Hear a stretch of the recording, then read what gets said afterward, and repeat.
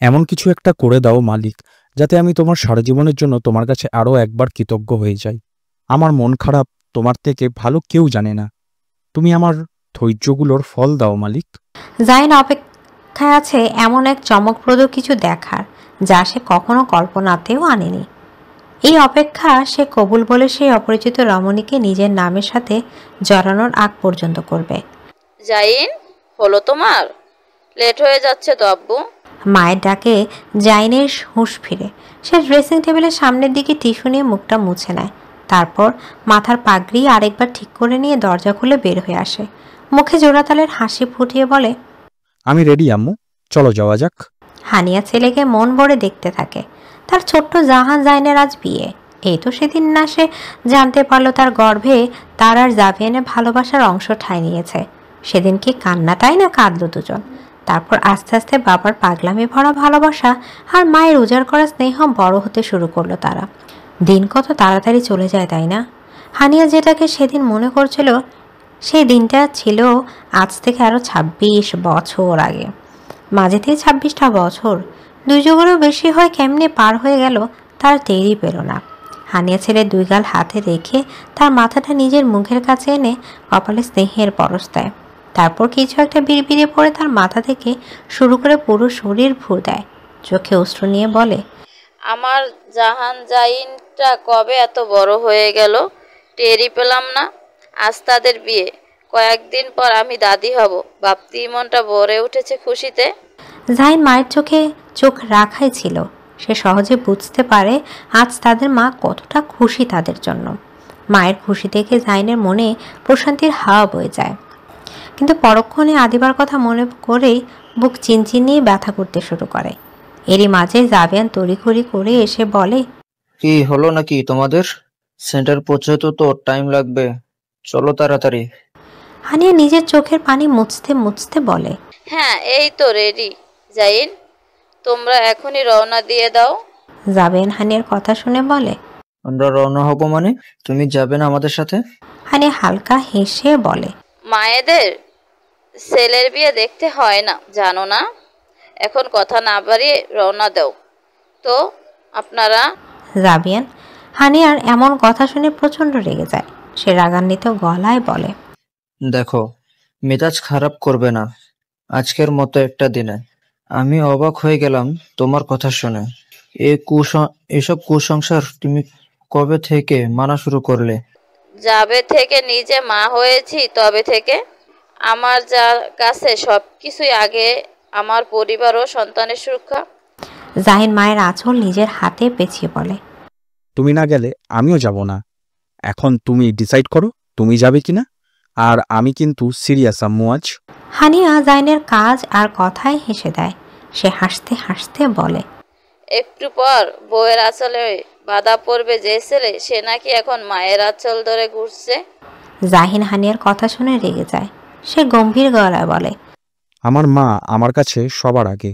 বউ থাকবে বউয়ের জায়গায়, আর আমার মা থাকবে মায়ের জায়গায়।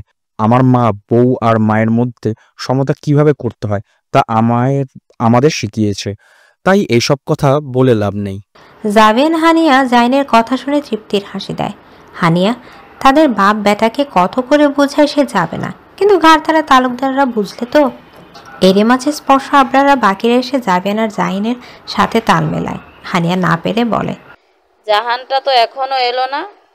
আমি না হয় ওকে রেডি করিয়ে তারপর ওর সাথে আসবো নে।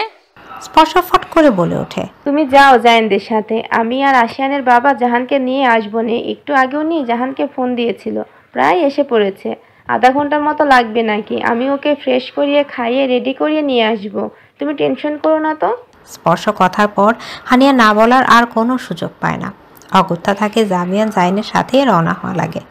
জাহান স্পর্শ আবরার একটু আগে এসে পৌঁছেছে কমিউনিটি সেন্টারে। জাহানের মন তো খুশিতে উড়ু উড়ু করছে।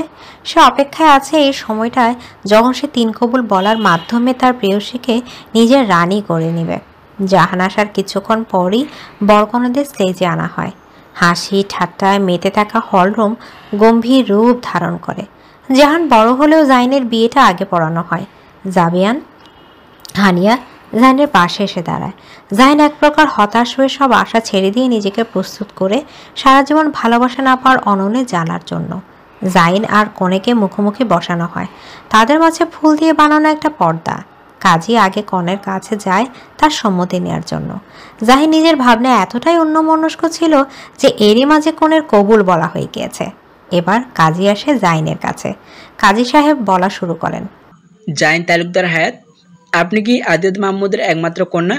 আদিবা মাহমুদকে 10 লক্ষ দেনমোহর ধার্য করিয়া ইসলামিক শরীয়ত মানিয়ে নিজের স্ত্রী হিসেবে গ্রহণ করিতে রাজি আছেন? থাকলে বলুন, আলহামদুলিল্লাহ, কবুল। আদিবা মাহমুদ নামটি শুনে জাহিন তড়াক করে তার মাথা উঠায়। সে নিজের কনেকে বিশ্বাস করতে পারছে না। এটা কি তার ভ্রম নাকি বাস্তব? সে গাধার মতো হা করে কাজী সাহেবের মুখের দিকে তাকিয়ে থাকে। কাজী সাহেব আরও কয়েকবার বলেন, কিন্তু জাহিন নিজের অবাকতা কাটিয়ে উঠতে পারে না। সবাই অবাক জাহিনের এমন নিস্তব্ধতায়। কেউ কেউ কানাঘুষা শুরু করে দিয়েছে। এমন অবস্থায় তার পাশে দাঁড়িয়ে থাকা জাবিয়ান জাহিনের কানের কাছে ঝুঁকে এসে ফিসফিসিয়ে বলে, আব্বু, কবুল বলে দাও। আদিবা মামুনি কিন্তু কেঁদে দেবে দেবে অবস্থা।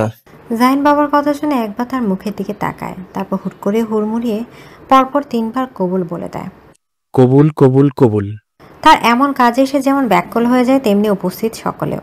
কাজী সাহেব এতবার বলার পরেও যে ছেলেটা কবুল বলেছিল, সে হঠাৎই এক নিঃশ্বাসে কবুল বলে দেয়। সবাই একটু চমকেই যায়।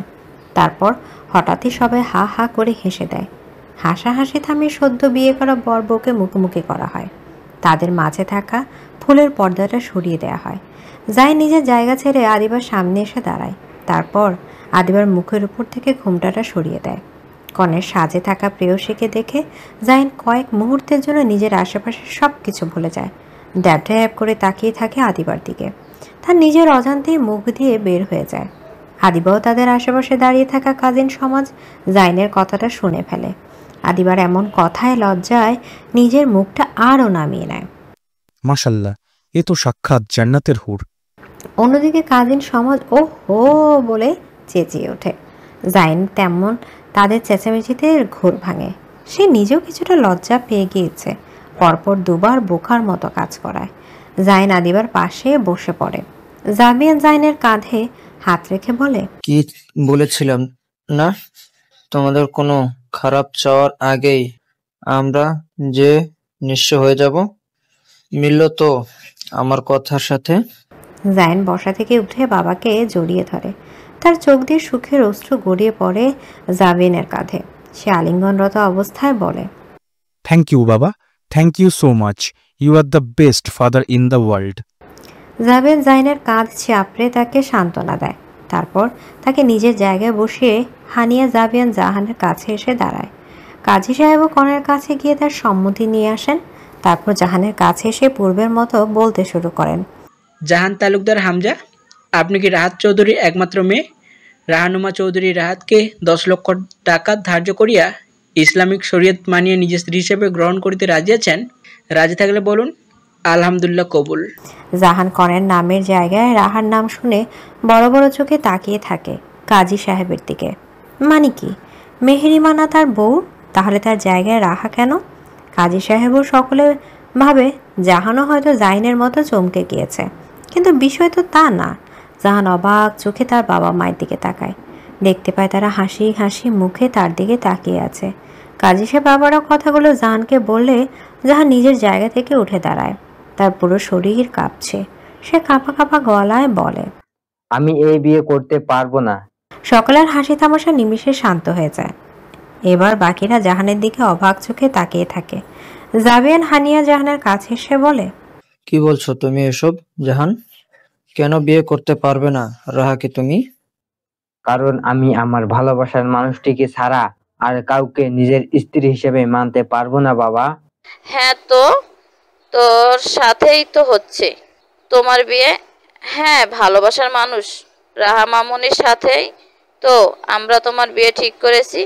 জাহান হানিয়ার কথা শুনে যেমন অবাক হয় তেমনি উত্তেজিত হয়ে যায়। সে চিৎকার করে বলে, আমার ভালোবাসার মানুষ রাহা কোনো কালেই ছিল না আম্মু। আমি হায়ার বান্ধবী মেহরিমাকে ভালোবাসি 2 বছর যাবত। জাবিয়ান হানিয়া হতভম্ব হয়ে জাহানের দিকে তাকিয়ে থাকে। এর মাঝে স্টেজে হায়া উঠে আসে। সেও প্রচণ্ড অবাক রাহাকে কনের জায়গা দেখে। তার উপর সে যখন তার মায়ের মুখে শুনল জাহানের ভালোবাসা রাহা নাকি তার ভাইয়ের ভালোবাসার মানুষ, তখন সে আরও অবাক হয়ে যায়। হায়াত তার বাবা মাকে বলে, জাহিন আর আদিবাও একই কথা বলে। জাবেন তাদের কথা শুনে অবাক হয়ে বলে, তাহলে রাহাত যে বলল রাহা মামুনি আর জাহান নাকি একে অপরকে ভালোবাসে, তাই তো আমরা এই বিয়েতে মত দিলাম। রাহাত কি তাহলে মিথ্যা বলল?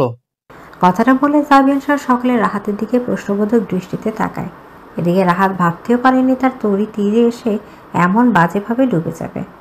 জাবিয়ান রাহাতের সামনে এসে বলে, কি হলো রাহাত, তুমি তো আমায় বললে তোমার মেয়ে আর আমার ছেলে নাকি রিলেশনে আছে, কিন্তু আজ তো দেখছি ভিন্ন কিছু।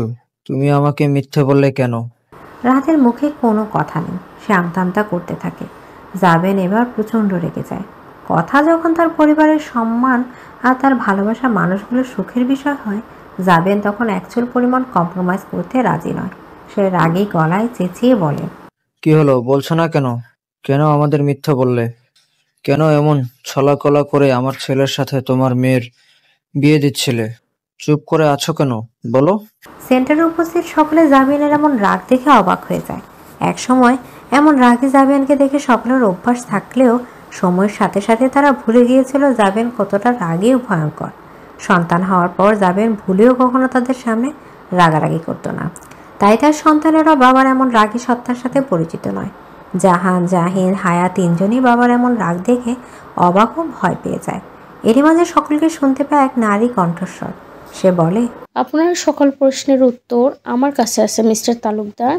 অন্ধকার ঘরে বসে আছে এক যুবক, হাতে তার এক রমণীর হাস্যোজ্জ্বল ছবি। যুবকটি এক ধ্যানে সে ছবিটির দিকে তাকিয়ে আছে, আর ক্ষণে ক্ষণে তার চোখ দিয়ে টপটপিয়ে অশ্রু গড়িয়ে পড়ছে। মাঝে মধ্যে আবার বিড়বিড় করে কিছু বলছেও যুবকটি। সে ছবিটা একবার চুমু খাচ্ছে তো আরেকবার হাত বুলে দিচ্ছে, আবার বিড়বিড় করে কি যেন বলছে। এক কথায় নানা ধরনের পাগলামি করছে যুবকটি। তার এই পাগলামিরই মধ্যে রুমে প্রবেশ করে দুজন মাঝবয়সী নারী পুরুষ। নারীটির হাতে খাবারের ট্রে। পুরুষটি রুমে ঢুকে হাতড়ে হাতড়ে লাইট জ্বালায়। নিমিষেই আলোকিত হয়ে ওঠে তিমিরে ডুবে থাকা কক্ষটি। রুমটি আলোকিত হতে নারীটি বলে ওঠে, জাহান, আব্বু, কই তুমি? হ্যাঁ, অন্ধকার রুমে পাগলেমি করাটা ছেলেটা আর কেউ না, জাহান তালুকদার।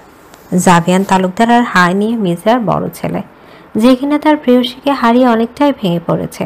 হারিয়ে ফেলেছে কেন বললাম? আচ্ছা, এ প্রশ্নের উত্তর একটু পরে দিচ্ছি। জাবিয়ান আর হানিয়া রুমের এদিক সেদিক খুঁজে অবশেষে তারা জাহানকে পায় সোফার পেছনে। তারা চপল পায়ে সেদিকে হাঁটা দেয়। হানিয়া খাবারের ট্রেটা টি টেবিলের উপর রেখে ছেলেটির কাছে এগিয়ে যায়। জাহান হাঁটুতে মুখ গুজে কী সব যেন বলছে।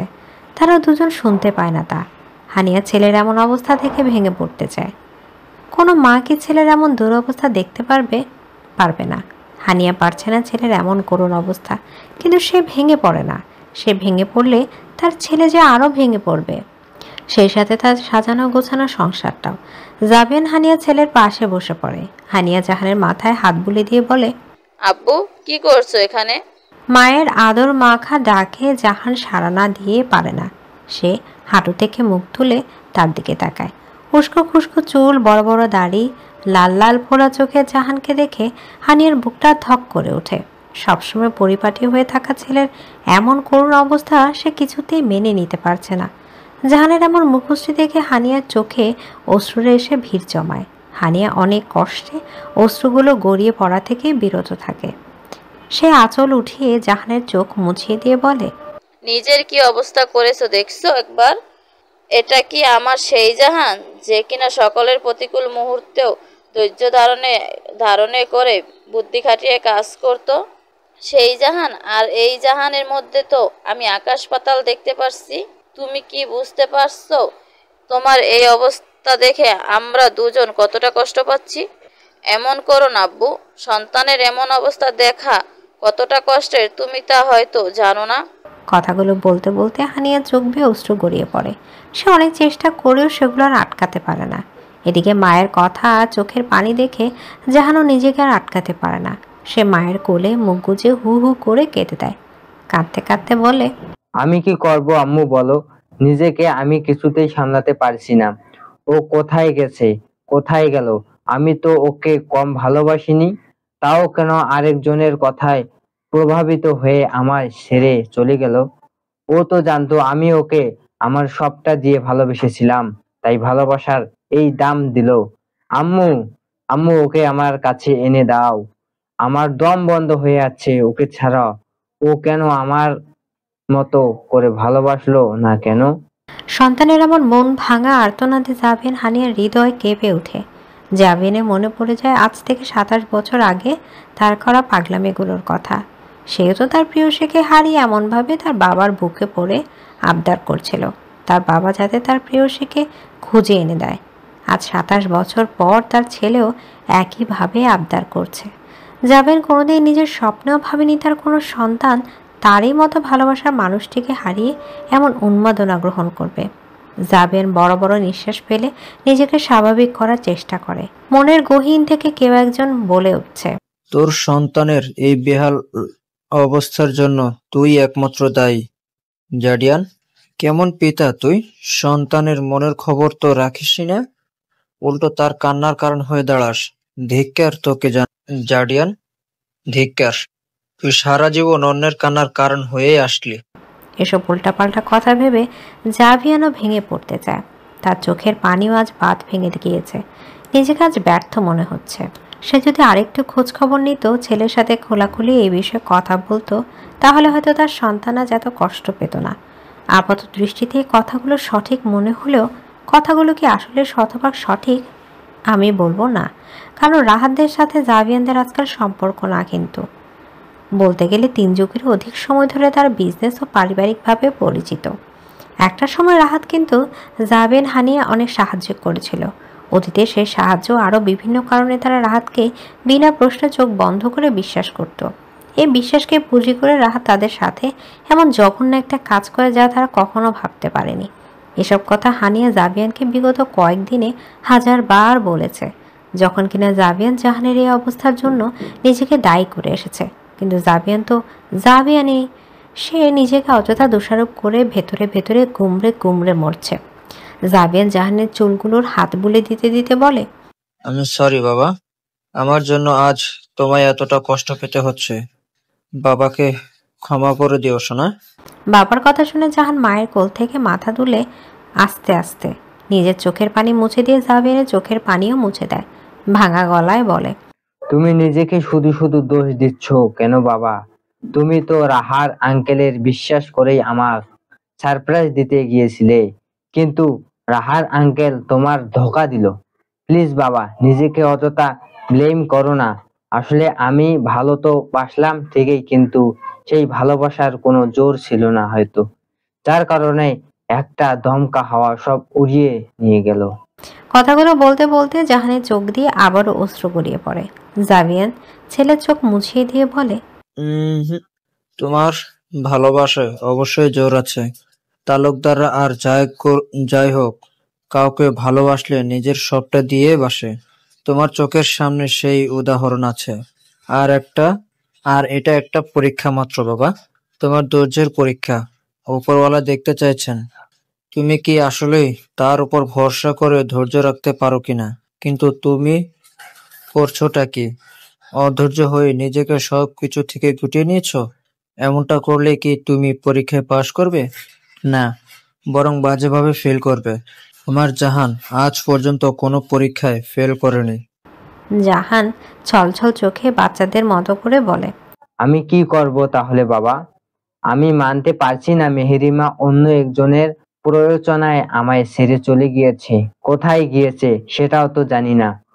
ও যে কেউ নেই বাবা, একা একটা মেয়ে কোথায় থাকছে, কিভাবে থাকছে, কি করছে আমি কিচ্ছু জানি না। ও তো জানতো আমি ওর ভালোবাসায় কতটা দুর্বল হয়ে পড়ছি, তাও এমনটা করলো আমার সাথে।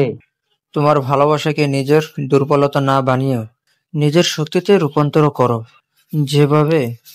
এভাবে নিজেকে সবকিছু থেকে গুটিয়ে না নিয়ে মেহেরিমা মামুনিকে খোঁজার চেষ্টা করো। তোমার এসব প্রশ্ন আমাদের না করে তাকে খুঁজে বের করে তার থেকেই জানতে চাও। তুমি তো বুঝতেই পারছো তাকে রাহাত বাজেভাবে ব্রেন ওয়াশ করেছে। ছোট্ট মানুষ, বুঝতে পারেনি কোনটা ভুল আর কোনটা সঠিক। তুমি তো বললে ওর কেউ নেই। বাচ্চা মেয়েটা হয়তো কারোর সাথে এই বিষয়ে পরামর্শ নিতে পারেনি, করে একটা সিদ্ধান্ত নিয়ে ফেলেছে। তোমার উচিত তাকে খুঁজে বের করে তার ভুলগুলো সংশোধন করে দেওয়া।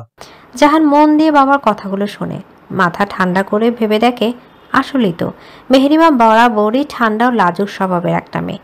তাকে যে যা বোঝার সে মুখ গুজে তাই বিশ্বাস করে ফেলে, আর খুব সহজেই যে কাউকে বিশ্বাস করে ফেলে। মেয়েটা হাতে পায়ে বড় হলেও বলতে গেলে চলে অন্যের কথায়। তার এই স্বভাবটারই ফায়দা নিয়েছে রাহাত। জাবিয়ান জাহানকে সোফার পেছন থেকে নিয়ে এসে বেডে বসিয়ে দেয়। হানিয়ে ওয়াশরুমে গিয়ে মগে করে পানি এনে তাতে টাওয়াল ভিজিয়ে জাহানের মুখ হাত ভালো করে মুছে দেয় ভেজা টাওয়াল দিয়ে। তারপর খাবারের প্লেট নিয়ে তার সামনে বসে খাইয়ে দিতে থাকে। জাহান বিনা বাক্যে মায়ের হাতেই খেয়ে নেয়। রাত অনেক হওয়ায় হানিয়া জাবিয়ান জাহানকে শুয়ে দিয়ে ঘুমাতে বলে চলে যায়। শরীর ও মস্তিষ্ক ক্লান্ত থাকায় কয়েকদিনের নির্ঘুম জাহান আজ না পারতেই ঘুমিয়ে পড়ে। রাত এখন প্রায় 2টো। আবছা আলোয় ঢেকে থাকা রুমটিতে শুয়ে আছে একজোড়া নবদম্পতি। নবদম্পতি হলো তারা অন্যান্য সব নবদম্পতি থেকে ভিন্নতা অবলম্বন করা হয়েছে। তাদের দুজনের মধ্যে একজন অবস্থান করছে বেডে, তো আরেকজন অবস্থান করছে কাউচে। কেন? কারণ বিয়েটা যে নিতান্তই অ্যাক্সিডেন্টলি হয়েছে। আফিফ কাউচ থেকে উঠে বসে, চোখ উঠে বিছানায় শুয়ে থাকা তার নববধূকে দেখে। 3 জন অনায়াসে ঘুমাতে পারবে এমন একটা বেডটায় মেয়েটা কোনায় এসে শুয়েছে। তাকে দেখে যে কেউ বলে দিবে সে যে কোনো সময় পড়ে গিয়ে জবরদস্ত একটা ব্যথা পাওয়ার সম্ভাবনা শতভাগ। আফিফ একটা দীর্ঘশ্বাস ফেলে তার দিকে এগিয়ে যায়। আলতো হাতে সে তার নববধূকে বেডের মাঝামাঝি শুয়ে দেয়।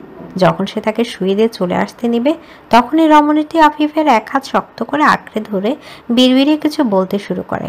আফিফ তার কানটা তার বধূর দিকে এগিয়ে নিয়ে যায়। সে কি বলছে তা শোনার জন্য।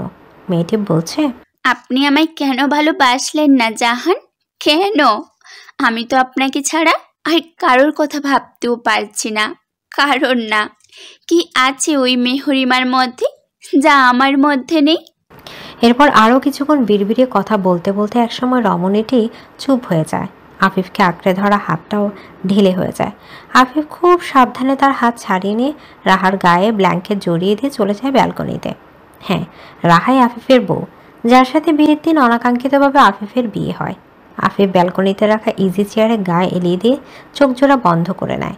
গভীর রাতের হালকা ঠান্ডা বাতাসে তার ভেতরের সব অস্থিরতা যেন দূর হয়ে যাচ্ছে। চোখ বন্ধ করতেই গত কয়েকদিনের মতো আজও তার চোখের সামনে ভেসে ওঠে তার জীবনের অনাকাঙ্ক্ষিত সেই দিনটির ঘটনা। ফ্ল্যাশব্যাক। সকলে নারী কণ্ঠটির দিকে ফিরে তাকালে দেখতে পায় সে আর কেউ না, মুনতাহা চৌধুরী, ওয়াইফ অফ রাহাত চৌধুরী। মুনতাহা হেঁটে স্টেজে উঠে আসে।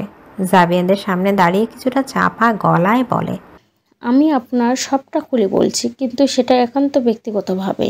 এখানে প্রেস মিডিয়ার অনেক লোক আছে, আমার হাজব্যান্ডও আপনার বিজনেস পার্টনাররা আছে, তাদের সাথে আমি এইসব বলতে চাইছি না। আমার অনুরোধ, আপনারা হয় একটু আলাদা পেসে আসুন, না হয় ওনাদের খাবার খেতে পাঠিয়ে দিন। এসব কথা বাইরের লোকের সামনে বললে আমার হাজব্যান্ডের পাশাপাশি আপনাদেরও সম্মান নষ্ট হবে।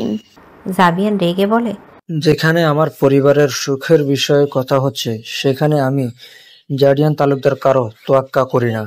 মুনতা এবার খানিকটা অনুরোধ করে বলে, প্লিজ মিস্টার তালুকদার, আমি জানি আমার স্বামী অপরাধ করেছে, এটা হয়তো ক্ষমারও যোগ্য না, কিন্তু আমি স্ত্রী হয়ে তাকে এমন ভরা সমাজে অপমান করতে পারবো না।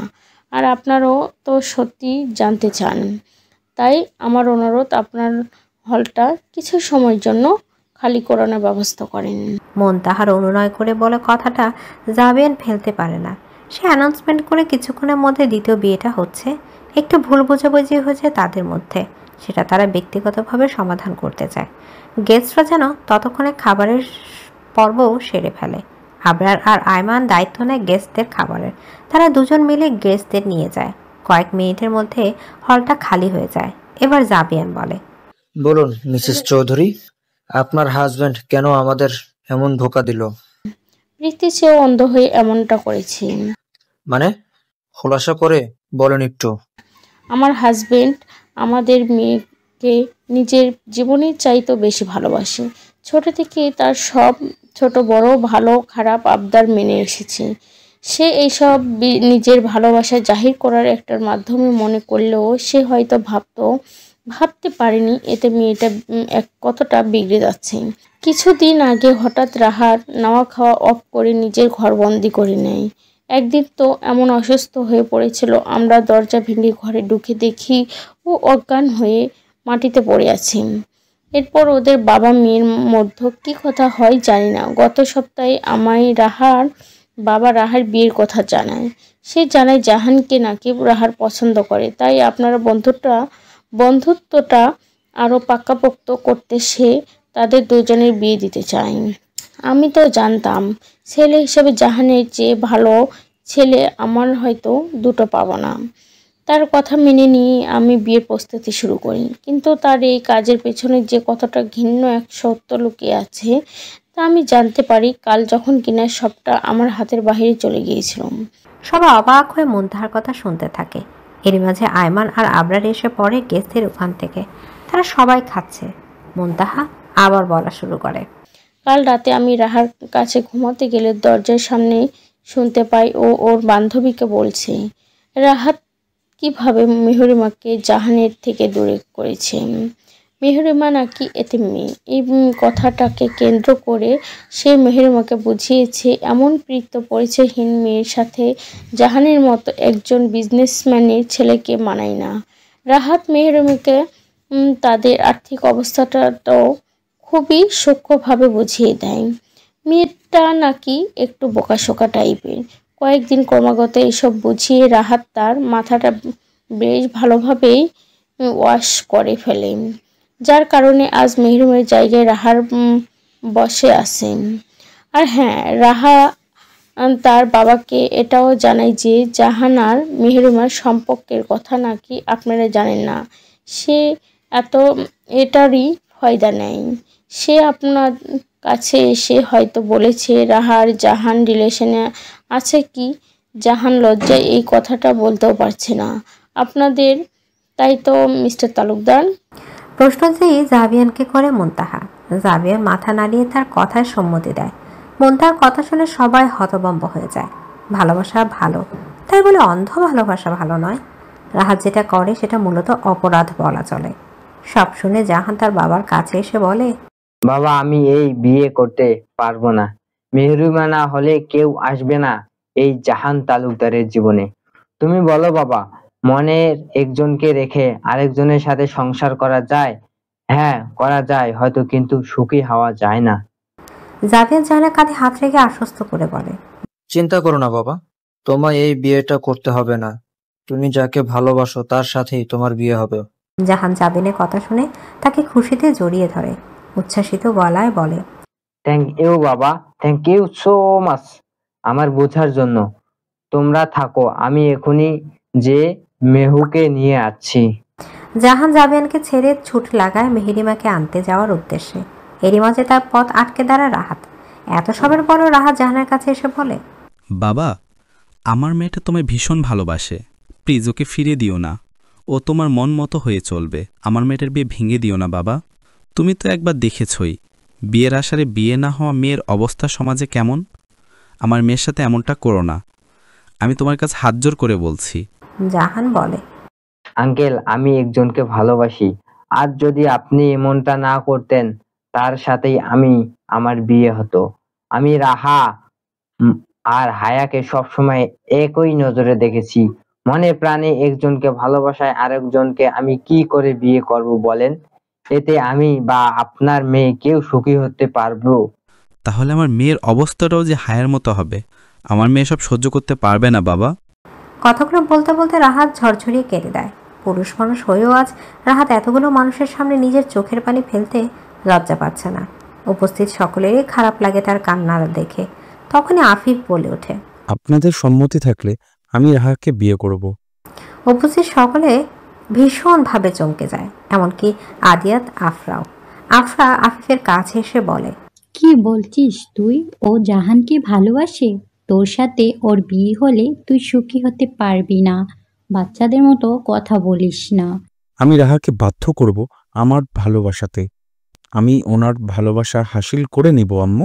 ভীষণ কনফিডেন্সের সাথে কথাগুলো বলে আফিফ। সকলে বিভিন্নভাবে আফিফকে বোঝায়, আফিফও তাদের নিজের যুক্তিগুলো দিয়ে মুখ বন্ধ করে দেয়। জাহান রাহাতকে বলে, আঙ্কেল, রাহার জন্য আফিস ভাইয়ার থেকে ভালো ছেলে আপনি হয়তো পাবেন না। সে আশিয়ান ভাইয়ের বন্ধু হলেও আমাদের সাথেও তার ভালোই বন্ধুত্ব। সেই বন্ধুত্ব থেকেই বলতে পারছি কথাগুলো। আর মেহরিমা যদি আমার জীবনে না আসতো তাহলে আমি হয়তো রাহার সম্পর্কই ভেবে দেখতাম কি এই জীবনে আমি মেহরিমা ব্যতীত আর কেউকে নিজের অর্ধাঙ্গিনী হিসাবে ভাবতে পারবো না। এখন আপনারা ভেবে দেখেন কি করবেন। আমি আছি।